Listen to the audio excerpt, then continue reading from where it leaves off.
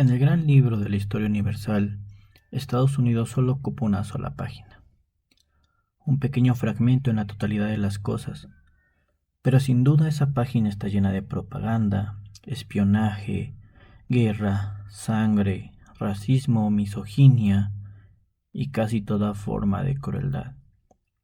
Hoy en la cátedra revisaremos uno de los párrafos más escandalosos de esta historia, un fragmento que involucra experimentación humana y racismo.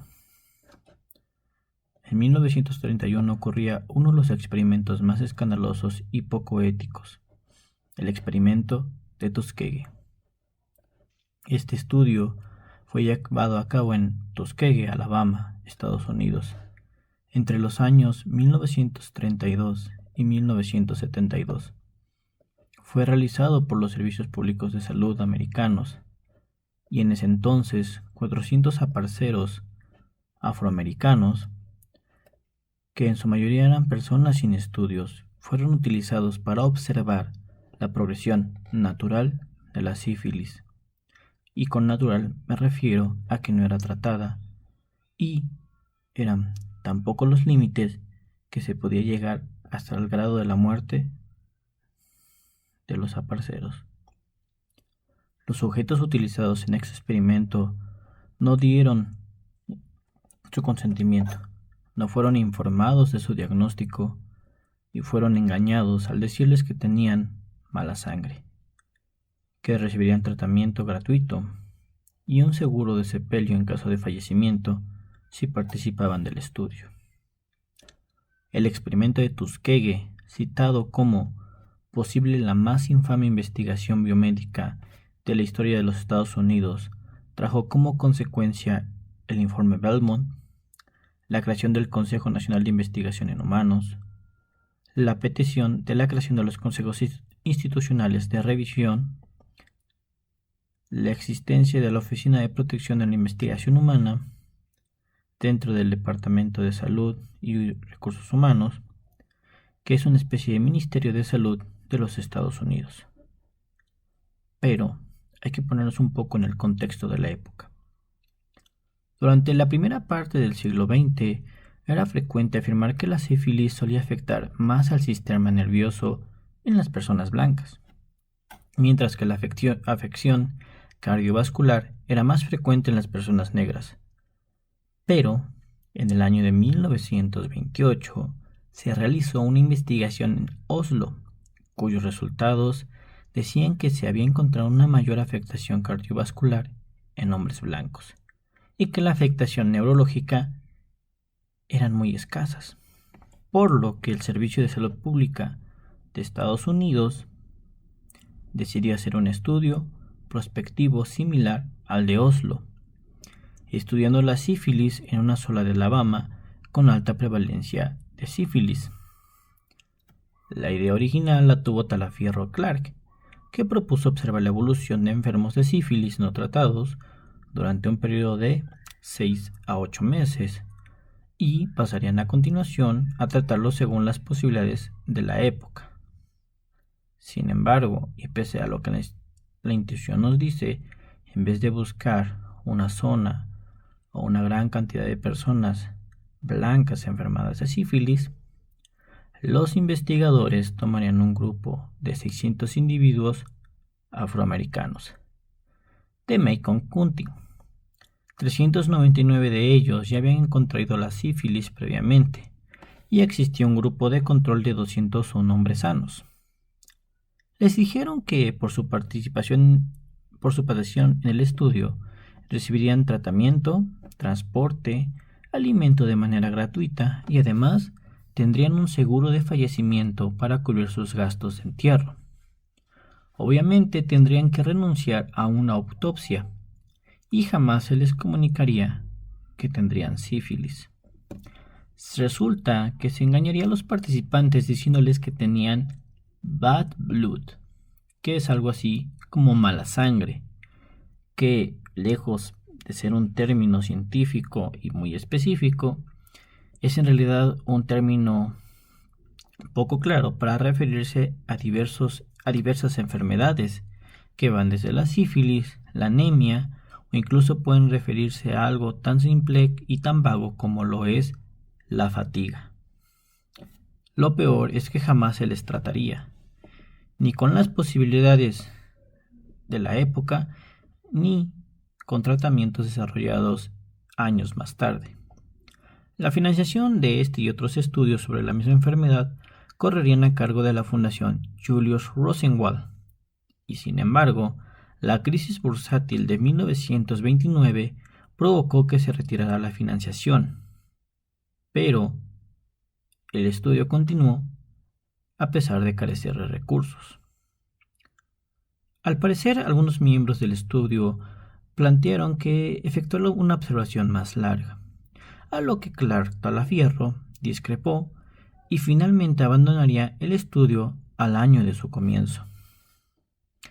La crueldad humana llevó a informar a los sujetos del estudio de su situación y recurriendo al engaño para conseguir su colaboración. Uno de los supervisores envió a los pacientes una carta muy engañosa titulada Última oportunidad para un tratamiento especial y gratuito, solicitando además autorizar las autopsias por parte del Estado tras la muerte de las personas, con la excusa de recibir el seguro que cubriría los gastos del sepelio. La mayor utilidad del experimento Tuskegee fue la de proveer un suero para desarrollar y estandarizar los test serológicos para el diagnóstico de la sífilis. Los primeros resultados obtenidos en Tuskegee fueron publicados en 1934 y 1935. Un año más tarde apareció el primer estudio clínico comparativo entre grupos tratados y no tratados de sifilíticos, que se realizaron con el suero procedente de Tuskegee, y en el que se hacía especial hincapié en la incidencia de la afectación cardiovascular. A partir de 1942, el Servicio Público de Salud usó suero de Tuskegee para desarrollar el test BDRL, que es un examen que mide las sustancias, las proteínas y los anticuerpos que el cuerpo produce cuando se entra en contacto con la bacteria que causa el sífilis. Este test simplemente requiere una muestra de sangre y que se puede realizar incluso con una muestra de líquido cefalorraquídeo. El experimento, gracias a esto, se convirtió en un instrumento para la política sanitaria internacional del Servicio Público de Salud, así ganando prestigio ante la OMS. Pero este prestigio ganado no es comparable con lo atroz que fue el experimento, ni tampoco lo justifica. El descubrimiento preliminar de la penicilina había sido realizada por Fleming en 1928, y ya los médicos militares norteamericanos la usaron para tratar la sífilis en las tropas del Pacífico en diciembre de 1943. El éxito del tratamiento fue notable, y en 1947 la penicilina se había convertido ya en el tratamiento estándar para la sífilis. El éxito fue tal que a mediados de los años 50, la incidencia de la enfermedad bajó tan bruscamente que muchos expertos creyeron estar ante una posible erradicación de la sífilis. Sin embargo, el experimento Tuskegee siguió, y el grupo participante del estudio no fue tratado ni informado de la penicilina, con el objetivo de continuar la investigación acerca de cómo progresa la enfermedad y sobre todo cómo mata al paciente. El tratamiento fue negado a muchos de ellos, llegándoles incluso a advertir específicamente a las personas que participaron de este estudio que evitaran el uso de la penicilina. A pesar de que el gobierno de los Estados Unidos patrocinó campañas sanitarias para la erradicación del sífilis, el grupo de Tuskegee fue cuidadosamente evitado, y no sería la última vez que Estados Unidos realizaría algo parecido. Durante la Segunda Guerra Mundial, 250 hombres del experimento fueron llamados a las filas y fueron diagnosticados de sífilis. En estos casos, los médicos militares avisaban a los soldados enfermos de que requerirían tratamiento, pero por orden del Servicio Público de Salud, estos avisos no llegarían jamás a sus destinatarios. En 1951, el Servicio Público de Salud insistía en que el experimento Tuskegee constituía una oportunidad única para la mejor comprensión de la evolución natural de la enfermedad. Esta barbarie humana continuó casi 40 años, hasta que en 1972, cuando sucedió una filtración del periódico Washington Star y al New York Times. A finales de los 70, un trabajador social y epidemiólogo, Peter Baxton, se enteró del experimento de Tuskegee y entró en negación, porque él y sus compañeros formaban parte del Servicio de Salud Pública, y por tanto ellos no podían hacer cosas así. En noviembre de 1966 presentó una protesta oficial por motivos éticos ante la División de Enfermedades Venéreas del Servicio. Esto fue rechazado debido a que el experimento aún no estaba completo. Presentó otra protesta en noviembre de 1968, 7 meses después del asesinato de Martin Luther King, señalando la volatilidad política del estudio, pero nuevamente sus preocupaciones fueron declaradas irrelevantes. En 1972, Buxton filtró información sobre el experimento Tuskegee a un responsable del Washington Star. La historia que expone el experimento se publicó el 25 de julio de 1972 y se convirtió en noticia de primera plana en el New York Times al día siguiente. El senador Edward Kennedy convocó una audiencia en el Congreso y le siguieron otras, en las que testificaron Buxton y funcionarios del Departamento de Salud, Educación y Bienestar de Estados Unidos. Tras esto, se creó un grupo consultor que determinó que el estudio no tenía justificación médica y ordenó su final. Para esta época, solo 74 sujetos estaban aún vivos.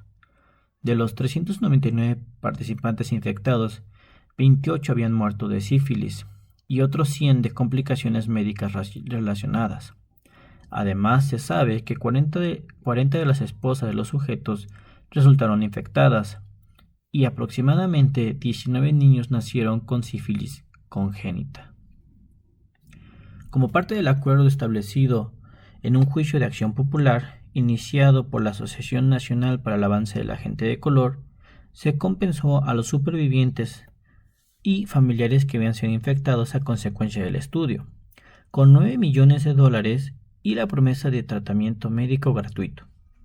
Cuando el experimento salió a la luz pública, el Dr. John Heller, uno de los doctores participantes del estudio, defendió el estudio y la ética médica, afirmando que la situación de esos hombres no justifica el debate ético. Ellos eran sujetos, no pacientes.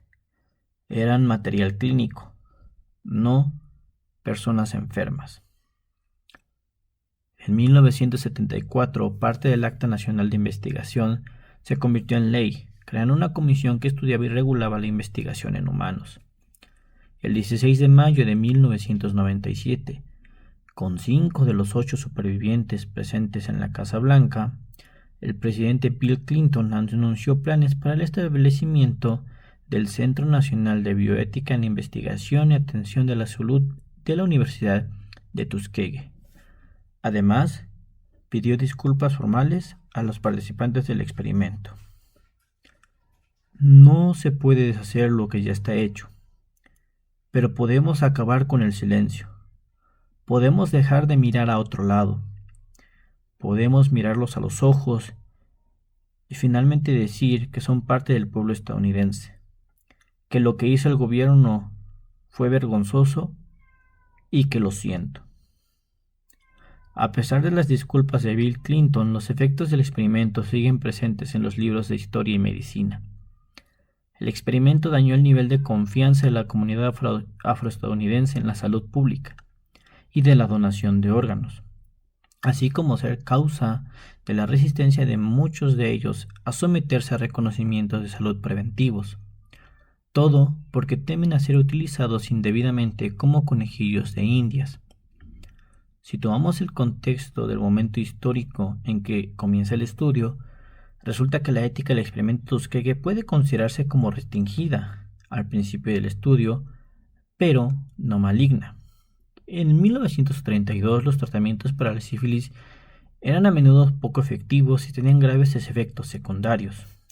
Se sabía que la sífilis prevalecía en las comunidades pobres y afroestadounidenses. La ética preponderante en la época no contemplaba el consentimiento informado, como se le conoce en la actualidad. Pero todo cambia cuando también tomamos otras circunstancias que atentan no solo con la ética actual, sino contra la ética de aquella época, así como las leyes y tratados internacionales que se dieron tras la Segunda Guerra Mundial, como lo es el Código de Nuremberg de 1947 sobre los ensayos clínicos en personas, y la Declaración de Helsinki de la OMS de 1964 sobre los consentimientos informados. Podemos ver cómo activamente se buscó gente de clase social baja, así como sin educación. También se sabe que el trato de los médicos era totalmente racista, usando palabras para referirse de manera despectiva a la gente negra y evitando palabras que denotaran su humanidad. Los pacientes no fueron informados que participaban de un experimento. Las punciones lumbares eran presentadas como tratamientos cuando el tratamiento real era ocultado y evitado, incluso tras el uso generalizado de la penicilina. También la naturaleza contagiosa de la enfermedad fue ocultada. Cientos de hombres habían muerto de sífilis y sus esposas e hijos habían resultado contagiosos. Con el desarrollo de la penicilina y habiendo cambiado el estándar ético, el que el experimento continuase por otros 25 años fue completamente indefendible. Peor aún, el esfuerzo del gobierno de los Estados Unidos para que incluso en el servicio militar se les ocultase toda información relacionada con su enfermedad, da como resultado uno de los experimentos en humanos más crueles en la historia universal y en la historia de los Estados Unidos.